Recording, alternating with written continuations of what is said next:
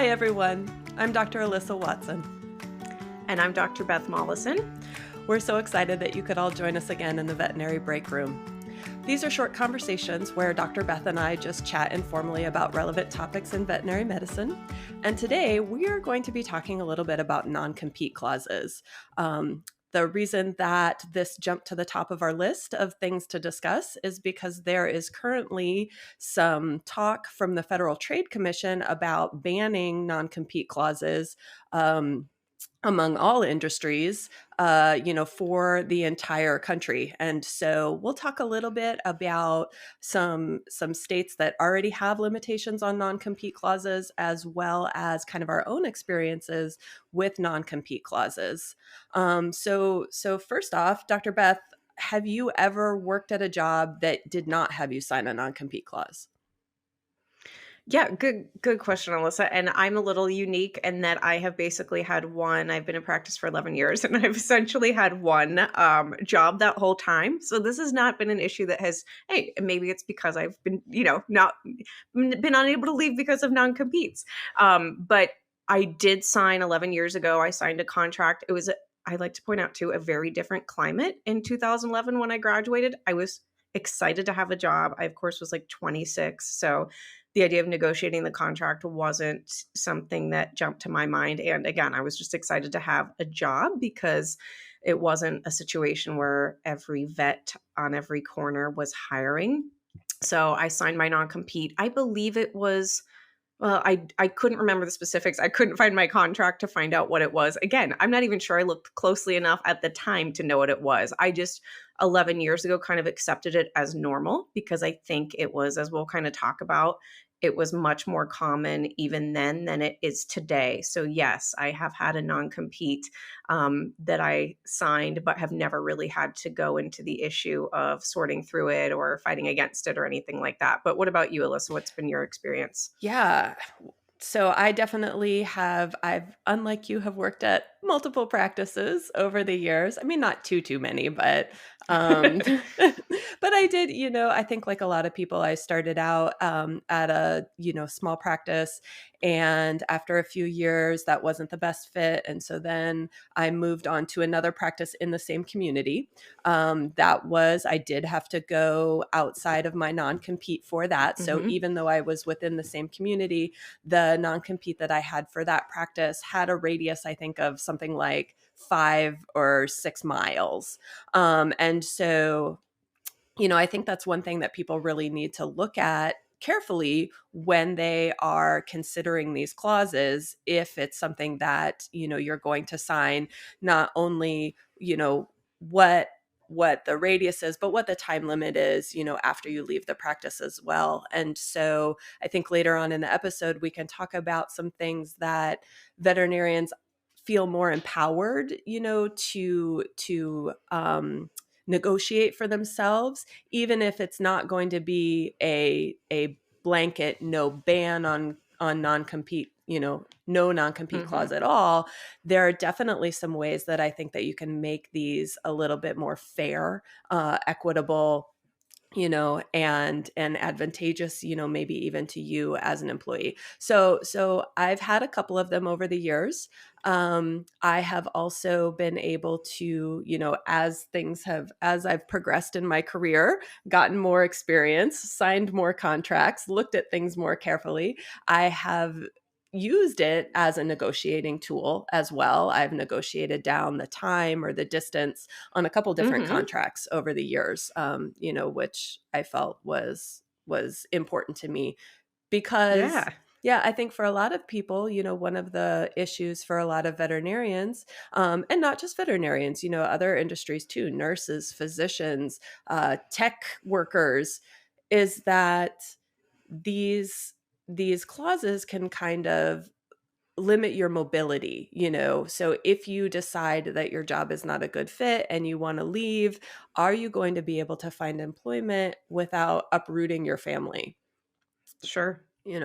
Yeah, absolutely. And that's one of the things, again, Alyssa and I will give disclaimers throughout. We are not here to necessarily give advice. In fact, as we were doing a little bit of background research into this, of course, the one thing everyone emphasized is honestly anytime you sign a contract, look at a contract, negotiate a contract, the recommendation is to get a lawyer involved. There are lawyers that do specifically work with a lot of veterinary clients. So something to look into if you're in any of these situations. But one of the things that we saw emphasized a lot in our background research was the non-compete versus non-solicitation, and that both as a practice owner and an employee being hired, that's really a distinction you should keep in mind. And that a lot of these veterinary practices, when they make a non-compete, what they're really saying is, most of the time in the veterinary world, is we don't want you to go down the street, open a new clinic, and take all of our clients, or the clients that have become bonded to you. And so really, maybe a non-solicitation agreement is what would be better suited both for the practice and for the veterinarian, because then maybe if that practice isn't working out for you, you could go to the practice 2 miles away. And as long as you're not soliciting any of your old clients, you could still stay in your community, your kids could stay at their school, all that fun stuff. And yet you wouldn't necessarily be causing a huge loss to the business that you left. So I thought that was a really unique distinction that can be used too as a basis for maybe some negotiations when you are looking at those options. Yeah, absolutely. Beyond that too, I read a couple instances where you should look carefully at the non-solicitation too, because in some instances, I'm not sure how common it is in the veterinary industry, but definitely with physicians, with human physicians, it's not only you can't solicit, but you can't provide services. So even if somebody walked in off the street, like did their own took their own initiative to find where you went, Mm-hmm. which personally I did with my OBGYN. Uh-huh. My OBGYN, when I was pregnant with my second child, left her practice. And yeah, Yikes. yeah, because you have a relationship with somebody, and I wanted Mm-hmm. my OBGYN. And obviously she couldn't tell me where she was going or anything like that. And so I took it upon myself to keep checking, keep Googling, and find her. Sure. And luckily I was able to see her, although some of these non-solicitation clauses even prevent that. So that's something to look at too. I had no idea. I know the ins and outs of these certainly are very fascinating. And I think, we talk about, of course, the scope of activity, whether it's the non solicitation versus non compete, and then the other areas that can be negotiated or that generally are built into these agreements is the geographic area and the duration, because that's something too. I'm in Cincinnati. 5 miles in Cincinnati is, hundreds, probably hundreds Mhm. of veterinary clinics, whereas 5 miles maybe in rural Ohio might not matter at all because there may Right. be no clinics within that. So looking at the geographic region is so important. And then again, the duration, is it 6 months where sure, take sabbatical, no big deal. I've got 6 months of savings saved up versus, a 3 year non. Do you remember the Yeah. duration of any of yours, Alyssa? So yeah, actually they were long. Were I they? had one that I think was 5 years or something, incredibly crazy. And now, what I kind of consider something that is reasonable is 18 months. I consider Hmm. 18 months reasonable. If we're getting out beyond 18 months, I don't think that that's very reasonable. And there's definitely some states, this is another thing that we should, people need to be aware of. There are currently 3 states and DC that prohibit non-competes in almost all instances. I think there's some uh, carve outs for sale of business, but they're very limited in Mm-hmm. scope. And so those 3 states are California, North Dakota, and Oklahoma. But beyond that, there are several other states at this time that have at least some limitations on non-compete clauses. And some of it has to do with how much money the worker earns. Because, like we said, this isn't just veterinarians. This is across industries. And another really interesting, you know, statistic that jumped out is I read in a couple different articles just about non-competes in general that 1 in 5 Americans work under a non-compete clause, which I found that surprising. What about you?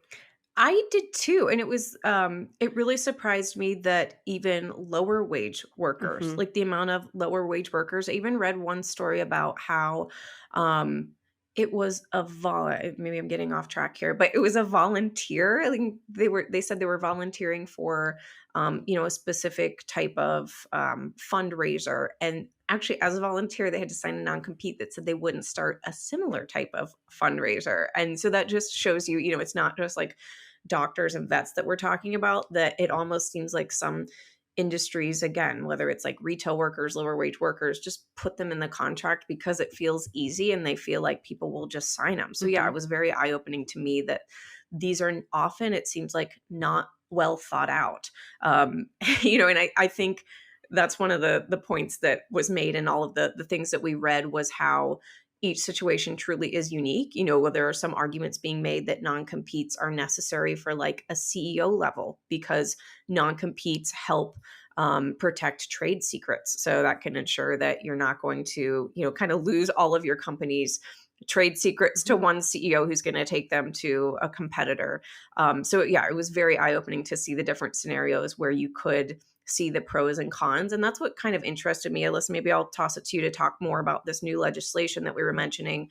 But what really surprised me about this legislation was it seemed to be a sweeping recommendation. It seems Hmm. like a lot of states and even federally now they're talking about doing kind of these generalized rules. So I'll let you dive into that and explain to our audience what is going on with the Federal Trade Commission. Yep. So there is, a proposed rule that the Federal Trade Commission is seeking public comment on right now, and it's open right now, but it's only open until the end of March. I believe March 20th is the date for people who want to add comments to this. And so we can throw the link down below for everybody if they do feel strongly about this and want to go comment on it.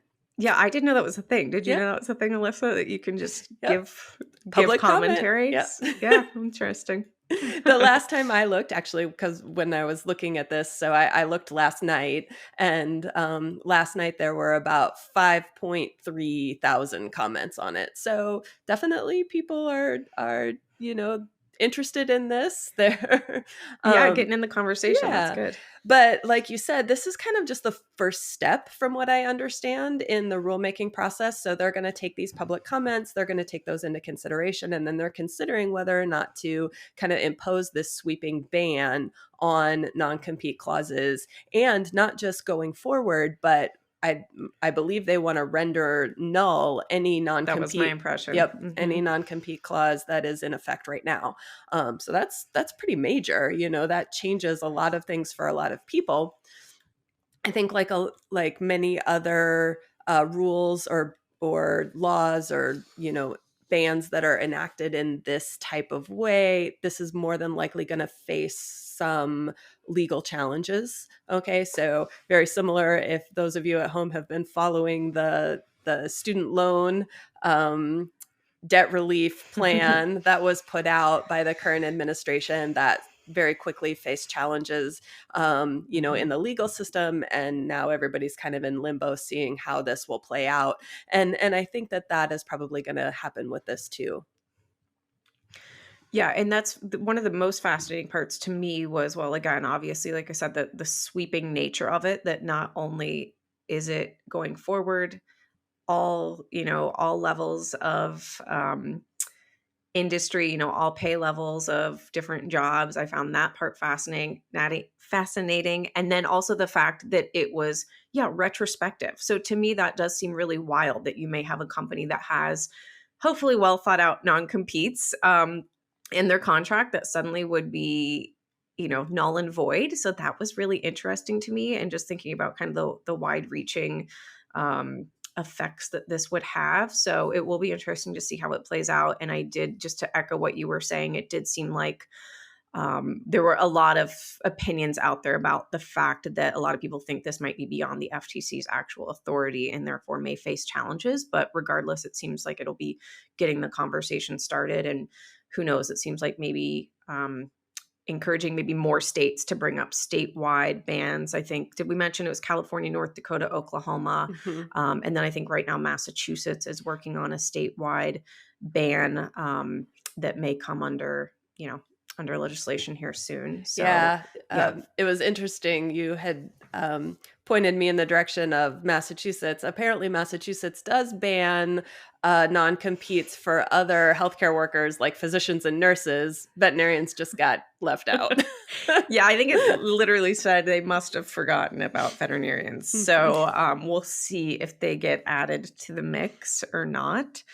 Um, what do you think, Alyssa? Do you think there are ever situations where it does benefit an employee? I know we've kind of, I feel like, talked about a lot of the negatives, but Yeah. do you feel like there are pros too? Well, I mean, I guess the pro that they would say, or that you kind of what you brought up at the beginning of the episode was you wanted a job. And so there are definitely ways to be compensated for this, and I think that that's what's important, like, because you're giving up something. You're giving up your ability Hmm. to go down the street and practice. And so if I'm giving up that ability, then I need to be compensated for that. And I think that veterinarians Hmm. really should look at that and say, okay, how is this affecting the bottom line of the offer that I'm getting? What can I do to negotiate it? Like we said, there were some really interesting, other things, a sunrise clause, which I hadn't heard of before, but a sunrise clause.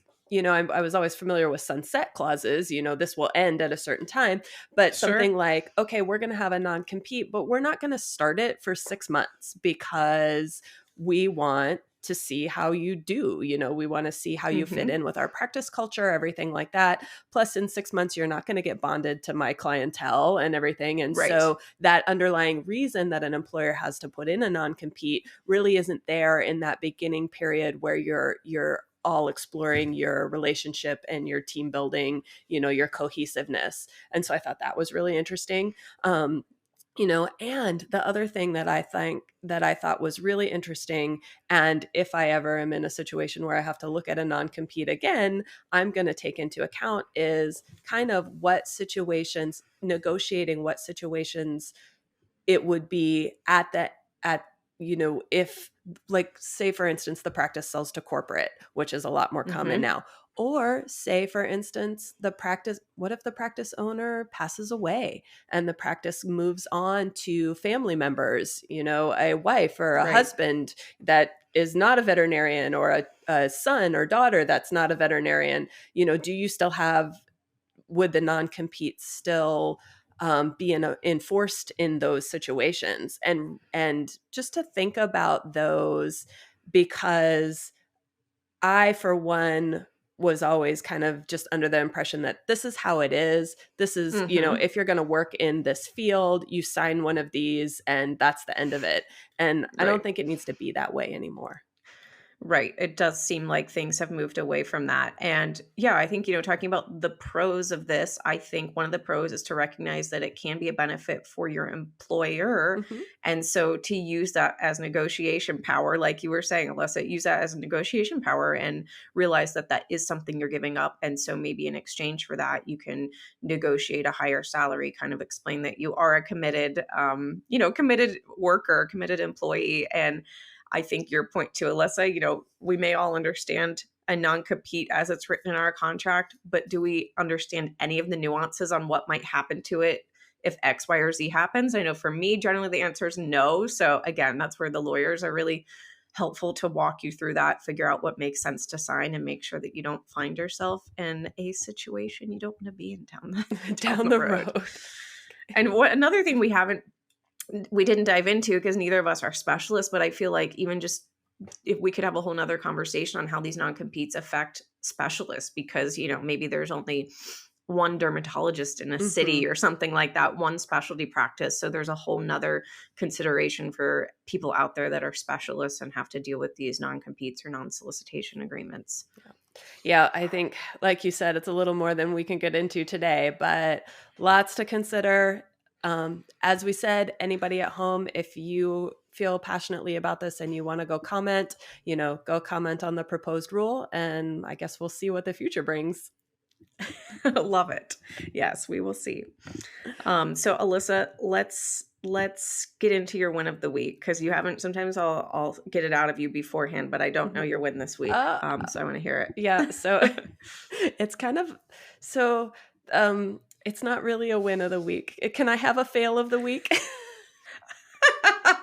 I guess. I mean, I've long tried to change this segment to complaint of the week because it would be much easier for me.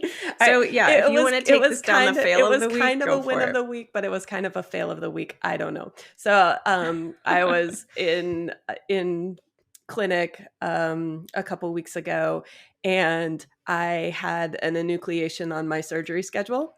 And Clinician's Brief has actually just come out with this whole article with really beautiful pictures, a procedure pro on how to do a transpalpebral enucleation. And I was like, I'm going to do this because I've always done the subconjunctival approach. And I was like, I'm going to do this. And I got my book out and my, the computer up, and I pulled it all up, and I went and I sewed the eyelids shut, and then I chickened out and I did it the old way. You just cut your little sutures out. I did. I'm like, I'm not ready. I feel the same way. I think about this a lot and how different it is as a veterinary surgeon versus a human surgeon. And the fact, I mean, we've talked about this before, even on the podcast, but I mean, imagine a human surgeon having for the first time to do a surgery with only a, article pulled up on their computer. So anyway, point being, I support you. That is scary to try something new. It was still a win because the eyeball is out and the dog is still visual in the other eye, and everything went smoothly. So good. That's end goal was achieved. So well, my win, Alyssa, and I'm doing this solely because I didn't think I could come up with another Elton John related win of the week. For anybody that is not a regular listener, I am Elton John's #1 fan, attended several concerts this year, and my best friend and I went to his last concert in LA in November. You can all watch it on Disney Plus. I was going to say, I watched it just to look for you. I'm there, but hard to. We were in the front row, not to really name drop ourselves there, but yeah, hard to see on Disney Plus. I've also looked for myself, but anyway, because we were so close, the band came over at the end and handed us a drumstick and the official set list. So I mean, that alone was the win of the year, of course. And then I'm doing this partly because now that we do video podcasts, you might be able to see it. But above me, you might be able to see my dual frame. I framed my set list, and then I framed me and my friend. For any of you that went to Ohio State, you may know him, Adam Rudinsky. Is up there too. We're in our Elton costumes, and I framed it for my office, and it just brings me a lot of joy every time I walk in here. And usually I'm the kind of person that has intentions to frame things and then never does. So my win is checking that off my list and the joy it brings me. And I love it. It looks great. Thank you. I'm so glad Thank you for always supporting my Elton insanity, Alyssa. All good. All right. We will see everybody next time. Thank you for listening to today's episode of the Veterinary Breakroom. If you enjoyed today's episode, you can find us wherever you listen to your favorite podcasts, including a video version on YouTube. While you're there, make sure you subscribe, rate, and review. You can also listen or watch our podcast episodes on our website at cliniciansbrief.com/podcasts, or drop us a line at podcasts@briefmedia.com.